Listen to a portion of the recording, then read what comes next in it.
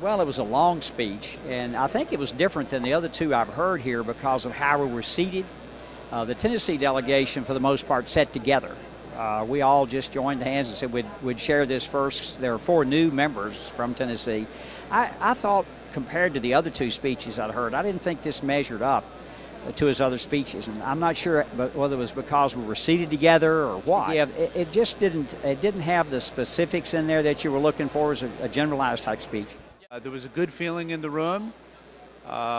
He said some things that I think all Americans can embrace. We want to get this country moving again in the right direction.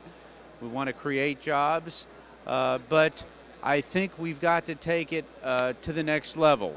For example, I think we have got to cut further than the president wants to cut. He's talking about freezing spending levels. Well, they're already too high. Just today we passed a bill that reduces spending levels down to 2008 levels. Even some in my conference feel that's not enough. There is one thing that made me jump right straight up out of my chair. What was that? As an OBGYN doctor, when he said he wanted malpractice reform, I can assure you that the 15 physicians in the House did jump out of their chair. It's much needed, and it was left out of the health care bill. Good. So you like that? I did like that a lot. And the other thing I want to mention while we're talking here is that the president said, if you have good ideas about health care, I want to hear them. Well, let me tell you why I'm a little worried about that. A year and a half ago, the president said he would go over that bill line by line. I had read the bill. That was the House bill at that time.